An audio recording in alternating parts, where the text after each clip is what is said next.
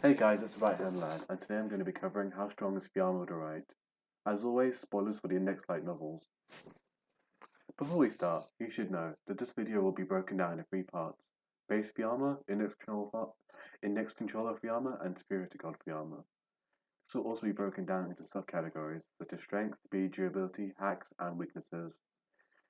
Now that that's out of the way, let's begin. Fiamma has an ability called the Holy Right, which is the embodiment of power of the right hand within Christianity. The power itself is aligned to the Archangel Michael. He occupies the right seat. In heaven, the Holy Right derives its power from the prominence of the right hand. Fiamma claims it has the power to create miracles. For those who don't know, it was the miracles that allowed Lilith to divert the path of the magic flaming sword of Crozon, while also ignoring casualty and making consistency fall apart. Yeah, that's the level of power we're dealing with here.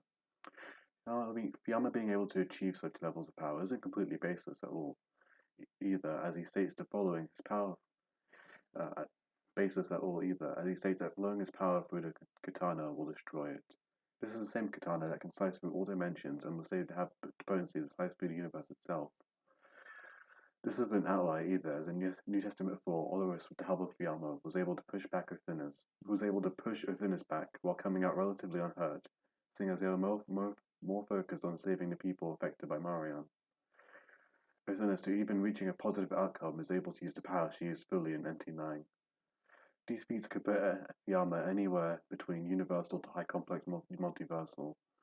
And for those who don't know what that is, high complex multiversal means is a character who universally affect, create, and/or destroy spaces whose size correspond to the 6 or 7 higher levels of divinity, greater than a standard universal model. In terms of dimensional scale, this can be equated to 10 and 11 real dimensional coordinate spaces. But to lowball, let's just say Fiamma is universal for now. Some people try to downplay Fiamma by saying he's only continental, due to Fiamma's saying he can destroy a continent. But that doesn't mean it's his limit. That's just a broad shot in the dark at what he can do.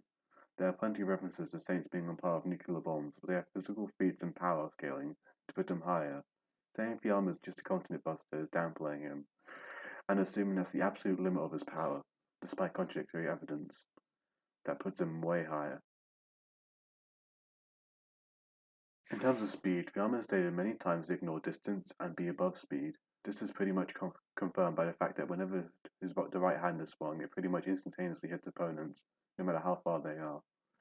This would put Fiamma about infinite speed, which is essentially being able to travel anywhere instantly or move an infinite distance within a finite amount of time.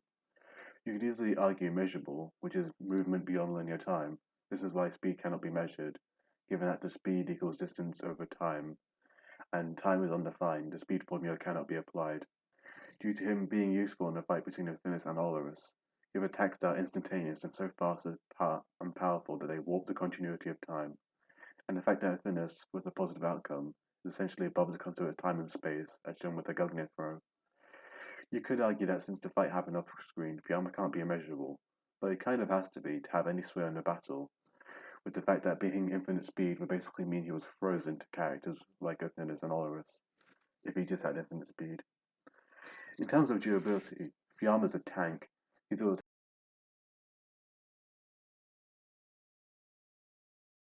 tank a blasting rod attack from Alistair that was intended to kill him. He was also able to tank an attack from High Priest and tank an attack from Othinus, with their walls of explosions which are so numerous they ignore the concept of numbers altogether, and warp the continuity of time, putting its durability comfortably at high complex multiversal.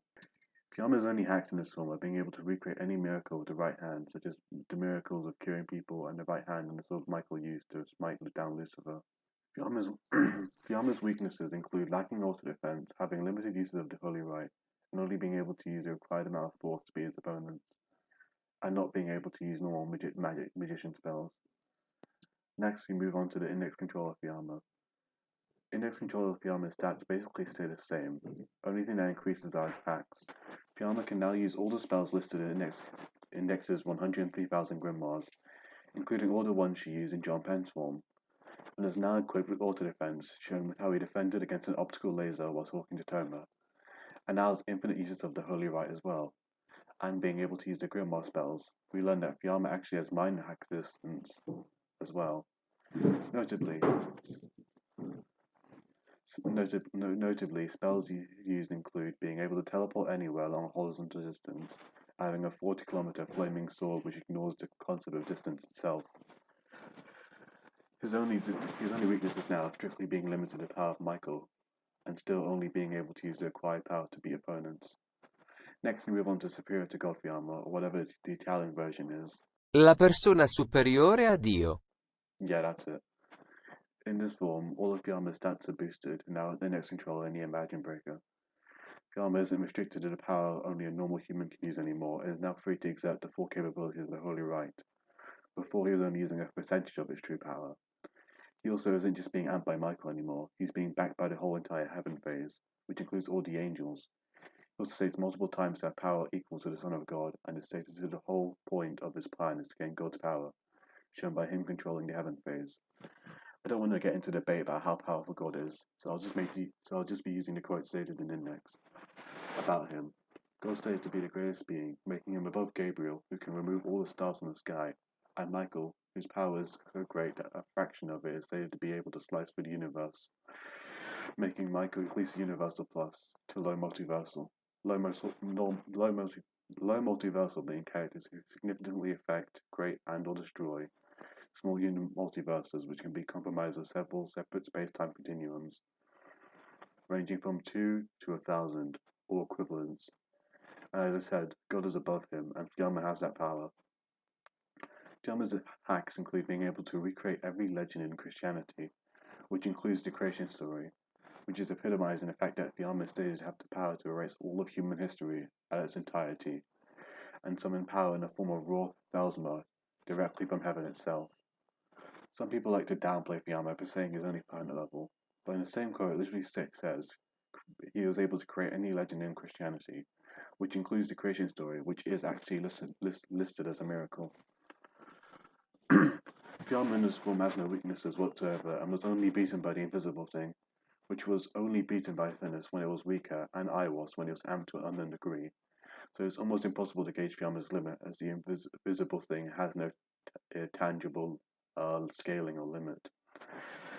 Now to address some anti-feats. Why didn't the HR kill Islena? That's simple. That's a simple one. The HR can use enough force to defeat its enemies. Never does it specify to kill. In fact, it seems to have a different response when facing living and non-living things, like Venter's ice attacks versus what he did to Carissa. HR seems to only use enough force to incap. Either that, or Fiamma's able to hold back and force, or either that, or Fiamma's able to hold back the force of his attacks. Why doesn't he just blitz Toma right away? Number 2. This one is pretty simple as well. Fiamma was mostly playing around during the fight, and essentially testing his power with the index controller on Toma, showing when playtime's over, he instantly blitzes and slices off Toma's arm. Alistair versus Fiamma, number 3. Some people like to downplay Fiamma with him losing Alistair, but if you read the fight, Alistair essentially blindsided him and did a double attack on him, and when Fiamma finally got a chance to fight back, he wasn't able to wield the full power of the Holy Rite properly either. He got blitzed and taken out of the fight, since he lacked auto-defense as well. The only other argument is the Aeon argument, which is essentially since the characters are in 2 different Aeons, there's an undividable gap between them. First part of the argument. Aeon meaning levels of magic. Aeon doesn't amount to much. It doesn't mean type or amount of power, like Alistair said himself, and Crozon confirms that she's above Aeons, but could be pressed by Alistair. Alistair Crowley male version shows feats better than Crozon with an avatar, but just makes it obvious that Alistair didn't just outrank him in raw power, because he himself said most likely he didn't technically. I hope that clears everything up about Fiamma. I hope you enjoyed. Please don't forget to like and subscribe to the video, and I'll see you all next time.